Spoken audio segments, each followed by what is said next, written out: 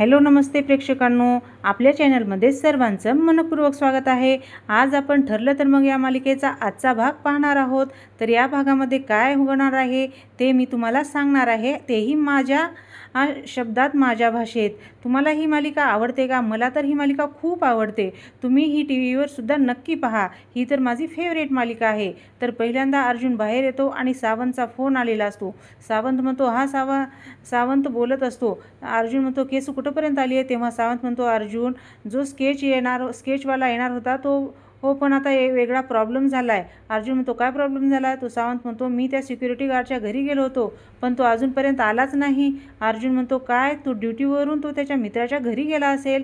सावंत म्हणतो, त्याच्या कुटुंबाला विचारून जिथे जिथे जाऊ शकतो तिथे तिथे आम्ही सगळीकडे जाऊन आलो, तो कुठेच सापडत नाही। अर्जुन म्हणतो, अर्जुन सर, तो सिक्युरिटी गार्ड अचानक गायब झाला, याचा अर्थ ज्याने अटॅक केला त्याला असे माहिती असेल, असं अर्जुन म्हणतो। व सावंत म्हणतो, पण कसं शक्य आहे? कारण त्या पोराला अटक करायला कळणारच कसं?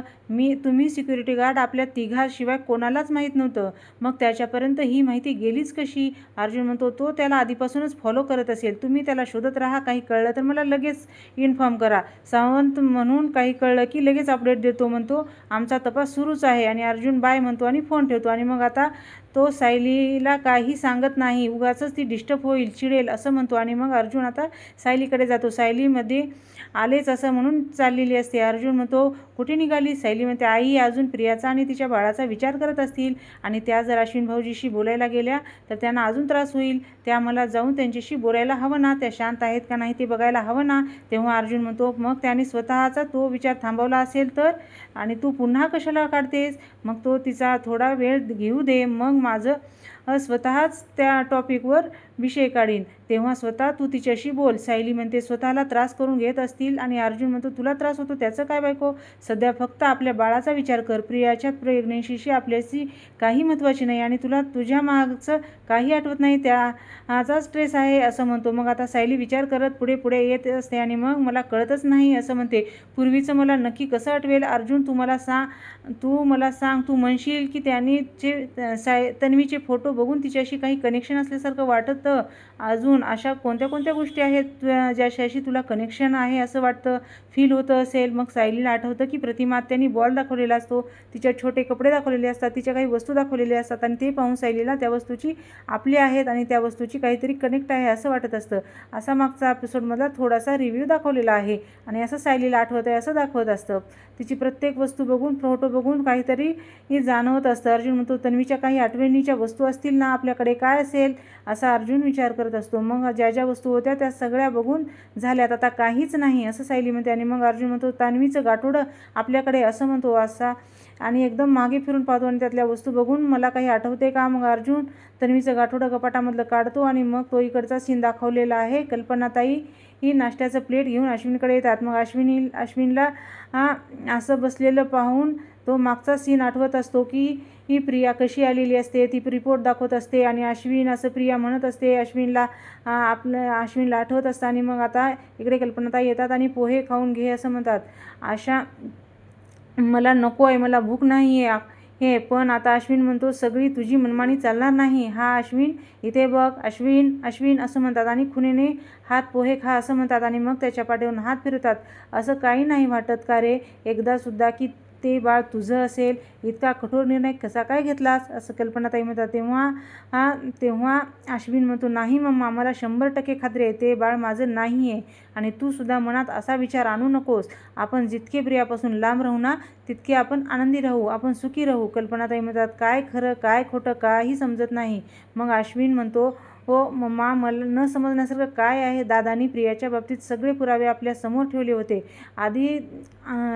स्वतः आपल्या आदिराजने स्वतः त्याच्यासोबत कशी वागत होती, आणखीन काय किती पुरुषांना जाळ्यात ओढलं नसेल प्रियाने, कल्पनाताईला म्हणत असतो। आणि मग तिने माझ्याबरोबरही काय केलं, माझाही वापरच करून घेतला ना। कल्पनाताईचं सगळं माहिती आहे मला. पण हे बघ बाळा, मला फक्त एवढंच वाटतं, तू ह्या सगळ्याचा त्रास करून घेऊ नकोस.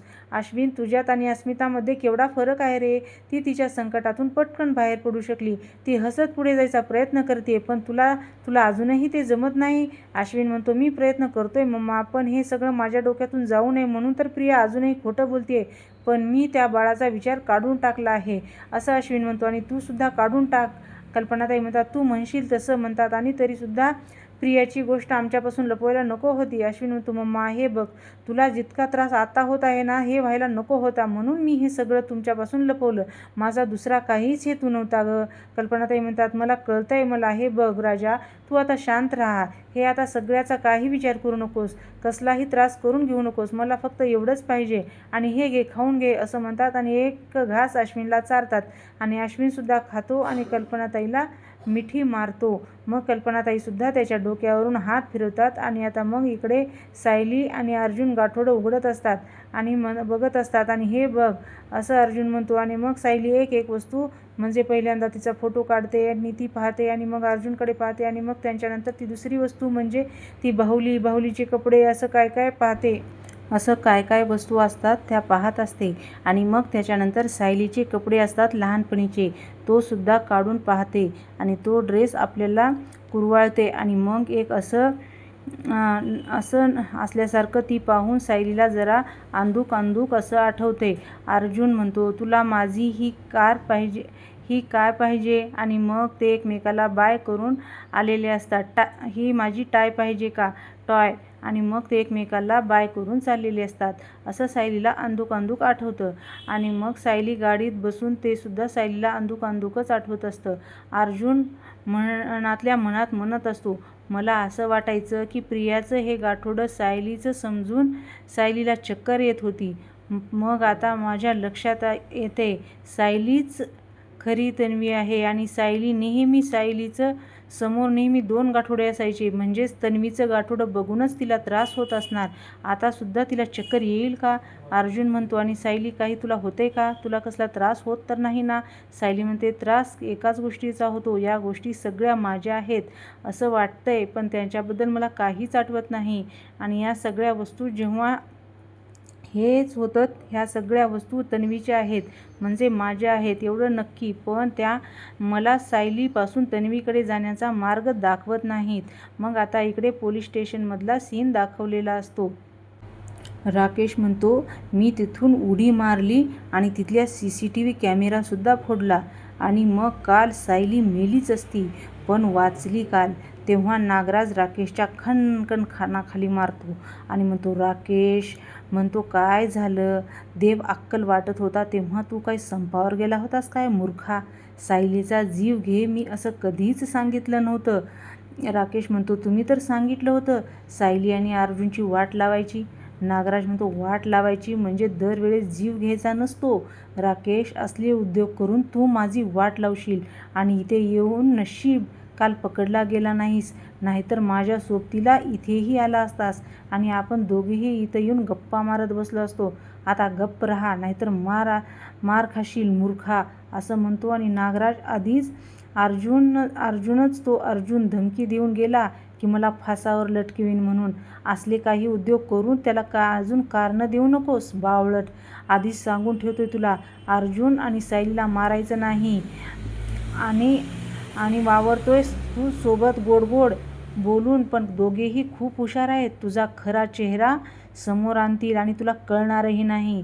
पण राकेश म्हणतो, मला वाटलं की सायलीला मारून सुभेदारांना सावरता येणार नाही. नागराज म्हणतो, तुला विचारलंय कोण, तुला काय वाटतं ते. स्वतःचं डोकं वापर ना थोडंसं. कोणाचा जीव घेऊन येतोस का रे मूर्खा.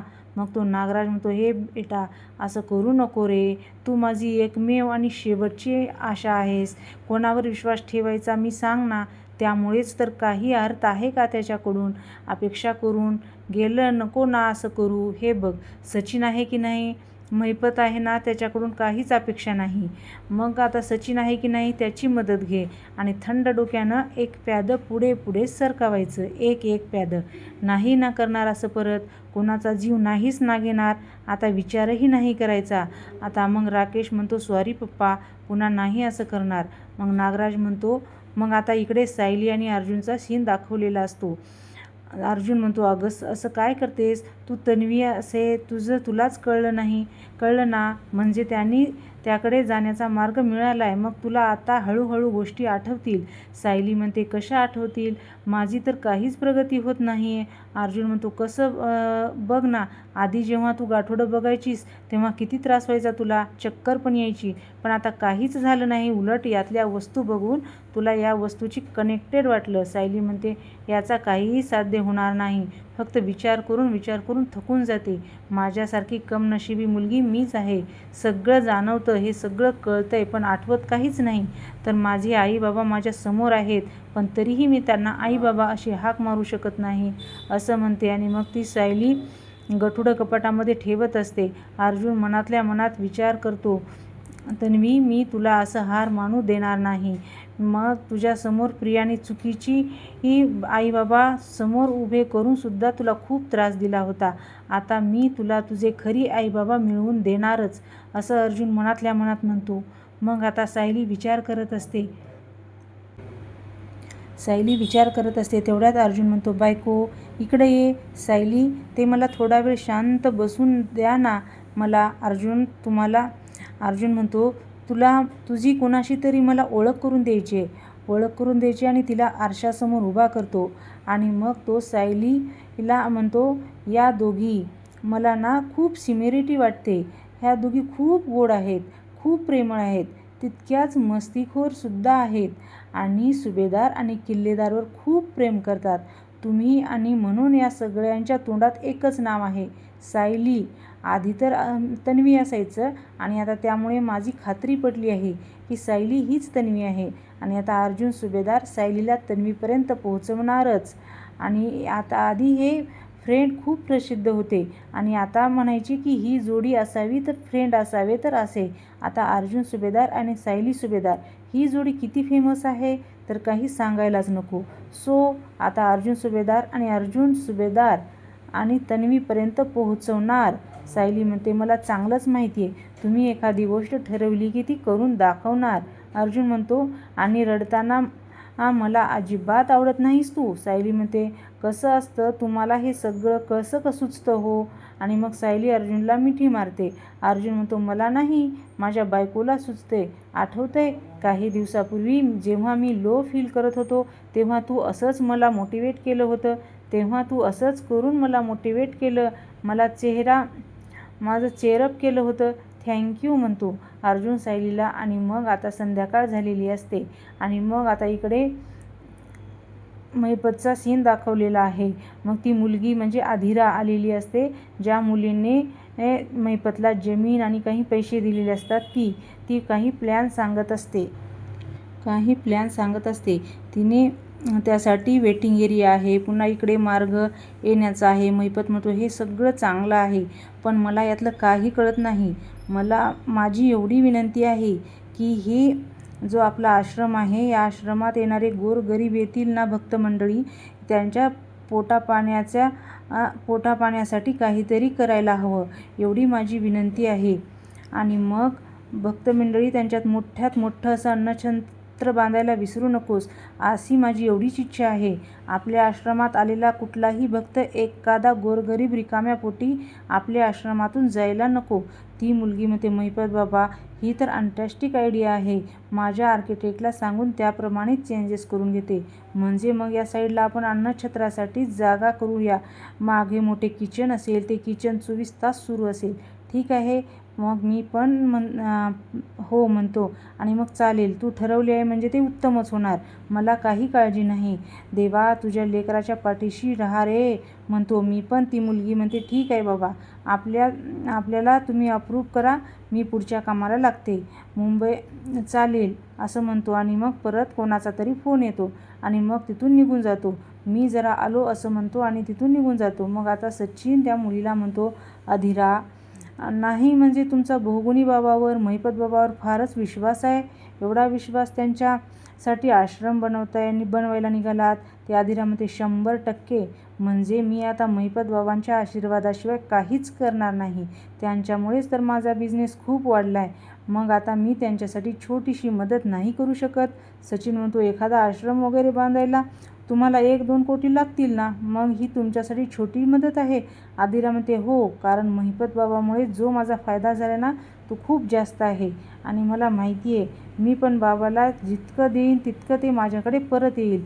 सचिन ते इंटरेस्टिंग. मला सांगा तुमच्यासारखे बाकीचे बिझनेसमॅन असणार ते सुद्धा असंच विचार करत असतील का?